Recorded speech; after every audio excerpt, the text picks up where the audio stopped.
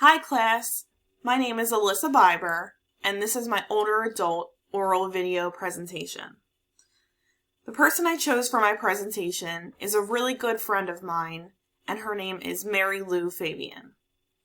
I met Mary Lou when I started working at the State Correctional Institution in Chester.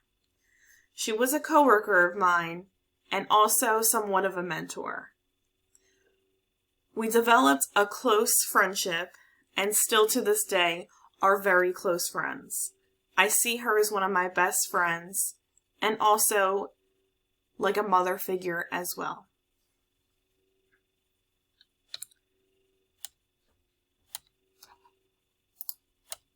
The stage I chose to focus on is stage 8 of Erikson's theory, which is integrity versus despair.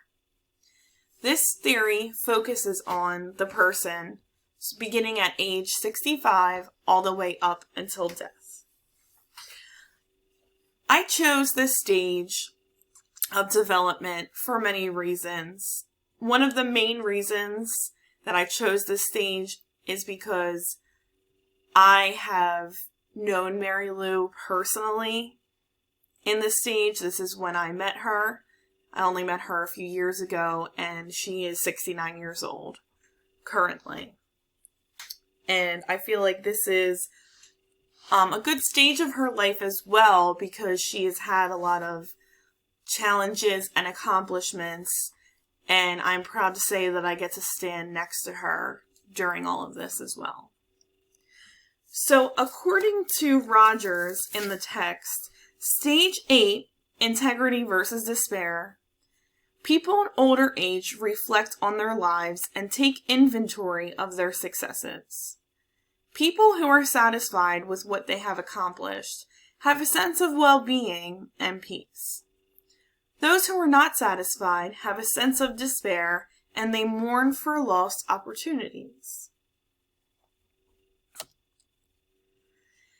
Next, in this stage of Mary Lou's life, some of her significant life events are traveling, loss of her job that led to her retirement, her attending her 45th class reunion, and also starting college at Delaware County Community College. Some of her challenges during this developmental stage was definitely the loss of her job. And unfortunately, this is the job where I met her in. She worked for the Pennsylvania Department of Corrections for about 5 years and was really looking to retire within that job.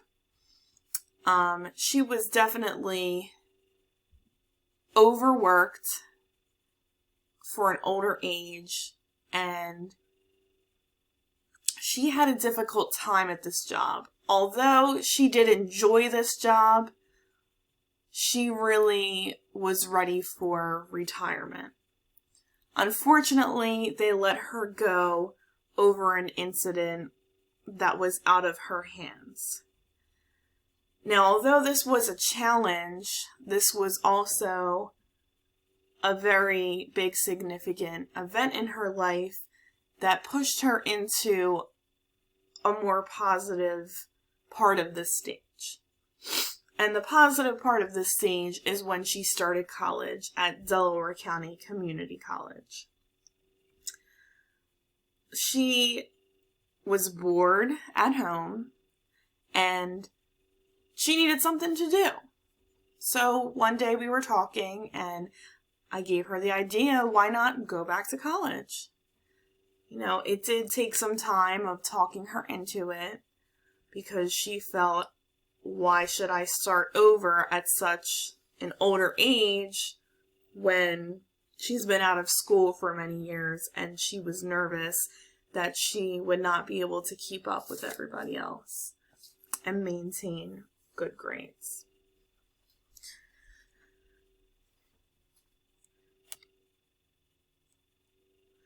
So like I said, some of her accomplishments were starting college, and she is so excited to say that she has been getting A pluses, standing with a great GPA, and she studies very hard. So this is some of her accomplishments. And some other accomplishments I would say for her would be that she's also gained new relationships, and one of those being our friendship. And like I said, I talked about the challenge of her losing her job, and another challenge for her is that she has the lack of support. Both of her parents are deceased. She has 2 brothers, but they do not live close, so she really seeks support often. Within this developmental stage, the crisis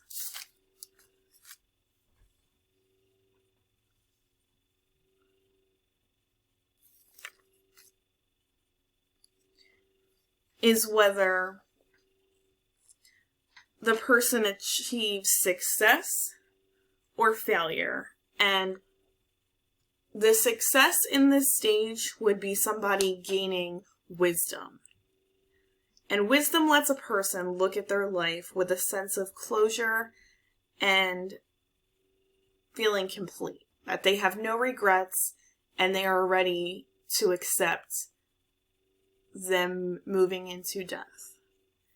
Where on the other hand, the crisis would be feeling guilty about their past, feeling like they were unproductive in life, not accomplishing goals, and eventually this can develop into despair. I feel like this is very challenging to side from one way or the other, whether Mary Lou is being successful or falling into despair. Because she did, in our interview, voice to me that she does have regrets of not doing a lot of stuff when she was younger rather than in an older age. And when she means things that she regrets of not doing, that would be traveling, going back to school, and finishing her degree. Because she stated she was unsure of what she wanted to do after graduation, and she had to find her own path. So sometimes she starts to feel guilty, unproductive, and not accomplishing anything. But I feel like with her going back to school and feeling a sense of belonging, she's moving into success, where she's going to be able to, be very happy when she completes her program in college and lets her look at her life and feel closure, knowing that she went back to school and did the things that she really always wanted to do.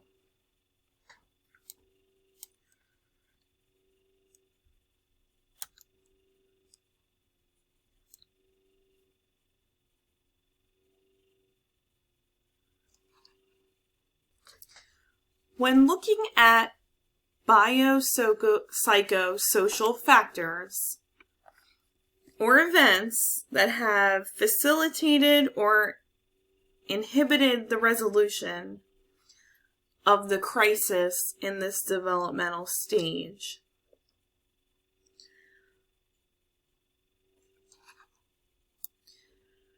Mary Lou talked about her parents, and she felt that her parents really had no purpose in life, and, her mom didn't have a set career, and her dad had a career that she had absolutely no interest in. So like I stated earlier, she was very unsure of what to do after graduation, that she had to find her own path. And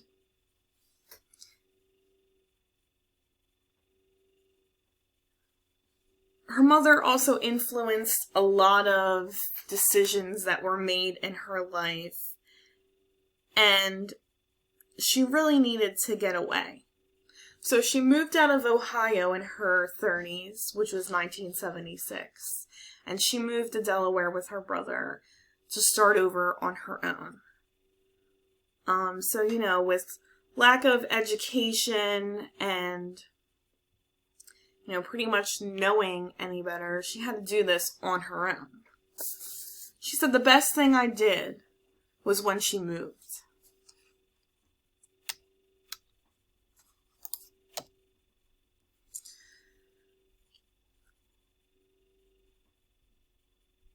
When looking at biopsychosocial factors or events that have facilitated or inhibited the resolution of Mary Lou's crisis in this stage, could include oppression.